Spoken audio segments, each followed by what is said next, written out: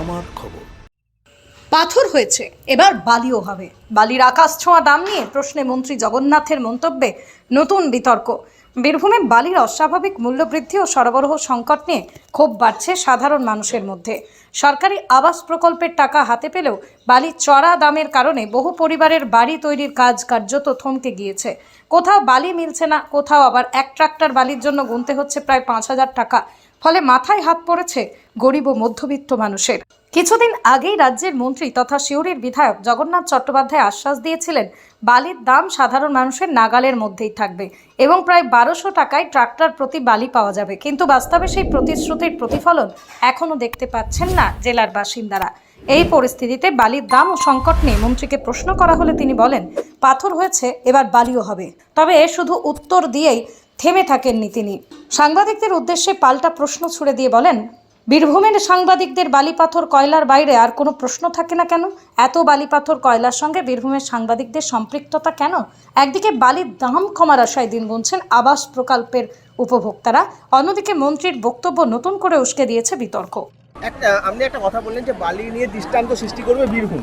আনুমানিক কত টাকায় গরিব মানুষ বা যারা প্রধানমন্ত্রী আবাস যোজনার বাড়ি? বীরভূমের সাংবাদিকদের বালি পাথর কয়লার বাইরে অন্য কোনো প্রশ্ন থাকে না কেন? এত বালি কয়লা পাথরের সঙ্গে সাংবাদিককুলের সম্পৃক্ততা কেন? পাথর হয়েছে তো বালিও হবে, অপেক্ষা করুন।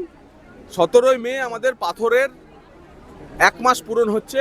নতুন পদ্ধতিতে আমাদের জেলা শাসকের নেতৃত্বে যেভাবে আমরা পাথরের উপর রয়্যালটি কালেকশন আমরা শুরু করেছি, চমকপ্রদ আমরা আপনাদের কাছে পরিসংখ্যান আমরা আগামী 17 তারিখ পেশ করব, 1 মাস পর। এরপর আমরা বালিটা ধরছি। বালির পুরো প্রজেক্ট তৈরি হয়ে গেছে, মুখ্যমন্ত্রীজি নীতিগতভাবে ছাড়াও দিয়ে দিয়েছেন। কিন্তু আমরা ওইভাবে যেখানে গরিব মানুষের বাড়ির জন্য সস্তায় বালি দেওয়ার কথা যে আমরা বলেছিলাম, সেটা বীরভূমে প্রথম কার্যকর করে ছাড়ব। এবং এই বালির মডেল যে গরিব মানুষকে সস্তায় বালি দেওয়ার যে সেটা সারা রাজ্য এবং সারা দেশে এটা মডেল হতে চলেছে। আপনারা এটা দেখে নেবেন। বালির ক্ষেত্রে যেটা সরকারের নীতি, যে বালি যেগুলো নিলামের মাধ্যমে সরকারিভাবে যে কি বলে ঘাটগুলি রয়েছে, আপনারা ঘাটই বলেন, ঘাটগুলি রয়েছে, সেগুলি চলবে। কিন্তু যেগুলো ইল্লিগাল ঘাট সেগুলো একটাও চলবে না। এটাই মুখ্যমন্ত্রী সমস্ত প্রশাসনিক বৈঠকে আমাদের নির্দেশ দিয়েছেন। সেই মতো মাননীয় জেলা শাসক, বাকি ভূমি দপ্তর, পুলিশ সবাই মিলে দেখছেন যে কোন লিগাল ঘাট চলছে, লিগাল ঘাটের মধ্যে ইল্লিগালিটি আছে কিনা। তো এইগুলো দেখে আপনারা একদম আরো 1 মাস অপেক্ষা করুন, বালিওয়ালারা একদম টান হয়ে যাবে।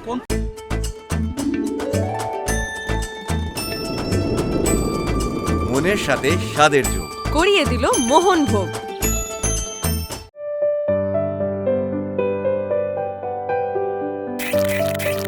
এখনই বুক করুন প্রকৃতির কোলে শান্তির এক অসাধারণ মুহূর্ত।